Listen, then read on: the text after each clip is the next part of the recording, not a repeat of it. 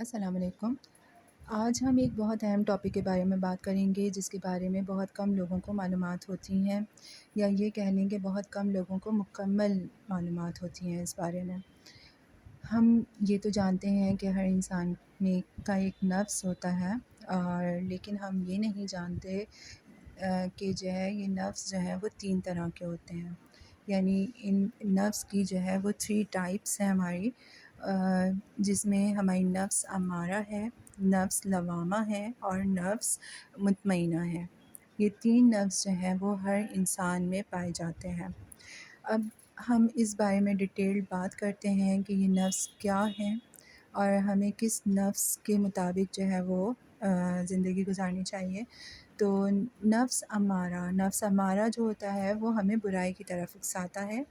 نفس امارہ ہمارا وہ نفس ہوتا ہے جو ہمیں ہر وقت خواہشات کی پیروی کی دعوت دے رہا ہوتا ہے۔ شیطان انسان کا بیرونی دشمن ہوتا ہے، لیکن جو نفس امارہ ہوتا ہے وہ اندرونی دشمن ہے جو انسان کی ذات کا حصہ ہے۔ اسی طرح جو ہے ہم جتنا اپنے اوپر کنٹرول کریں گے ہمارا نفس امارہ اتنا ہی کمزور ہوگا، کیونکہ یہ تو ہمیں خواہشات کی طرف بلائے گا، ہمیں خواہشات کی طرف جو ہے وہ اکسائے گا، لیکن یہ ہمارا کنٹرول ہونا چاہیے کہ ہم نفس امارہ کی باتوں میں نہ آئیں اور جو ہے ہم اپنے اوپر کنٹرول کریں۔ اب نیکسٹ ہمارا آتا ہے نفس لوامہ۔ نفس لوامہ جو ہوتا ہے وہ انسان کے اندر اللہ کا بنایا ہوا ایک سینسر ہے جو گناہ کرتے وقت ہمیں ملامت کر رہا ہوتا ہے، اور اسی سینسر کو عام فہم زبان میں ہم لوگ ضمیر کہتے ہیں۔ ہم زیادہ تر یہ بول رہے ہوتے ہیں نا کہ اس انسان کا ضمیر مر گیا ہے، یا آپ کا ضمیر ہے تو اس بارے میں سوچو۔ تو یہ جو ہے یہ نفس لوامہ ہے، یعنی ہمارا جو ہے وہ ایک ضمیر ہے جو ہمیں گناہ کرتے وقت یا صحیح برے کی پہچان بتا رہا ہوتا ہے، اچھائی اور برائی کی ہمیں پہچان بتا رہا ہوتا ہے، مطلب ہمیں برائیوں سے روکنے کی کوشش کرتا ہے۔ تو یہ کام جو ہے یہ نفس لوامہ کا ہے کہ جو گناہ کرتے وقت ہمیں ملامت کرتا ہے۔ اس کے بعد ایک آ جاتا ہے ہمارا نفس مطمئنہ۔ نفس مطمئنہ کیا ہوتا ہے کہ جب جو ہے ہم اللہ کی رضا میں راضی ہو چکے ہوتے ہیں، یعنی ہمارا نفس مطمئنہ بن جاتا ہے اس وقت جب ہم اللہ کی رضا میں راضی ہو چکے ہوتے ہیں، اور اندرونی اور بیرونی اطمینان اور سکون جیسا بیش بہا انعام ہمیں مل چکا ہوتا ہے۔ اور قیامت والے دن اللہ رب العزت ایسے لوگوں کو جو نفس مطمئنہ کے حامل ہوں گے ان کو مخاطب کر کے کہیں گے کہ اے نفس مطمئنہ اپنے رب کی طرف آؤ، جیسا کہ سورہ فجر آیت نمبر 27 سے 29 میں اللہ ارشاد فرماتا ہے کہ اے اطمینان پانے والی روح، اپنے پروردگار کی طرف لوٹ چل، تو اس سے راضی وہ تجھ سے راضی، شامل ہو جا میرے نیک بندوں میں اور داخل ہو جا میری جنت میں۔ تو انسان کو کامیاب ہونے کے لیے نفس امارہ سے نفس مطمئنہ تک کا سفر طے کرنا ہوتا ہے، اور اس سفر میں اللہ کی مدد اور ہدایت کے ساتھ نفس لوامہ کا بڑا کردار ہوتا ہے، جس کا ذکر اللہ رب العزت نے سورہ قیامہ کی آیت نمبر 2 میں فرمایا ہے کہ اور میں قسم کھاتا ہوں ملامت کرنے والے نفس کی۔ ملامت کرنے والا نفس کیا ہے؟ نفس لوامہ، یعنی ہمارا ضمیر۔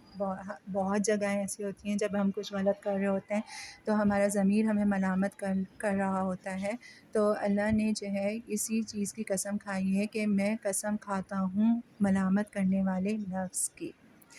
ہم اس کی مثال جو ہے نفس امارہ سے نفس مطمئنہ تک کا سفر جو ہے اس کی مثال ہم لے سکتے ہیں یوسف علیہ السلام سے۔ یوسف علیہ السلام پر عزیز مصر کی بیوی نے جھوٹی تہمت لگا کر جیل میں قید کروا دیا تھا۔ جیل میں 2 نوجوانوں کو حضرت یوسف نے ان کے خوابوں کی صحیح تعبیر بتائی، جس کا ذکر ان نوجوانوں نے بادشاہ مصر سے کیا۔ کچھ عرصے بعد بادشاہ مصر نے بھی ایک عجیب خواب دیکھا جس کی وجہ سے وہ کافی پریشان تھا، اور اس کے درباری اس خواب کی صحیح تعبیر نہیں بتا پا رہے تھے۔ ان نوجوانوں نے بادشاہ کو مشورہ دیا کہ حضرت یوسف علیہ السلام جو جیل میں قید ہیں خواب کی تعبیر کا علم رکھتے ہیں، بادشاہ کو اپنے خواب کی تعبیر حضرت یوسف سے پوچھنی چاہیے۔ بادشاہ نے ایسا ہی کیا۔ یوسف علیہ السلام نے بادشاہ مصر کے خواب کی بھی بالکل صحیح تعبیر بتا دی، اور انہوں نے نہ صرف خواب کی تعبیر بتائی بلکہ خواب میں جس غذائی بحران کا پیغام دیا گیا تھا اس کا انہوں نے سلوشن بھی بتا دیا۔ بادشاہ نے اپنے خواب کی صحیح تعبیر بتانے اور بحران سے نمٹنے کا طریقہ سمجھانے پر خوش ہو کر حضرت یوسف علیہ السلام کو اپنے پاس عہدہ دینے کا ارادہ کیا۔ تو یوسف علیہ السلام نے کہا کہ پہلے یہ پوچھا جائے کہ کیا واقعی مجھ پر الزام لگا کر قید کروایا گیا تھا؟ وہ صحیح تھا، یعنی وہ الزام صحیح تھا جس کی بنا پر ان کو قید کروایا گیا تھا؟ تو ساری خواتین جنہوں نے حضرت یوسف علیہ السلام کی خوبصورتی سے متاثر ہو کر اپنے ہاتھ کاٹ لیے تھے، سب نے یک زبان ہو کر کہا کہ ہم نے اس میں بدی کا شائبہ تک نہیں پایا۔ حضرت یوسف علیہ السلام نے فرمایا، میں اپنے نفس کی برات نہیں کر رہا بلکہ اپنے آپ کو اس الزام سے بری کروانا چاہتا ہوں۔ سورہ یوسف کی آیت نمبر 53 میں ہے کہ نفس امارہ تو برائی کی طرف اکساتا ہے، اللہ یہ کہ کسی پر میرے رب کی رحمت ہو، اور بے شک میرا رب بڑا غفور و رحیم ہے۔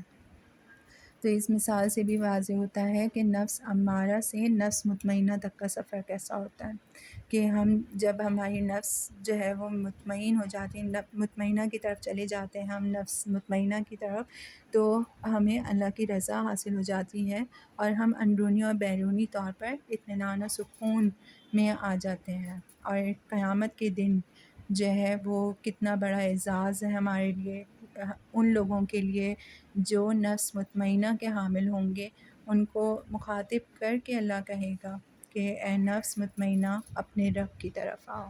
شکریہ۔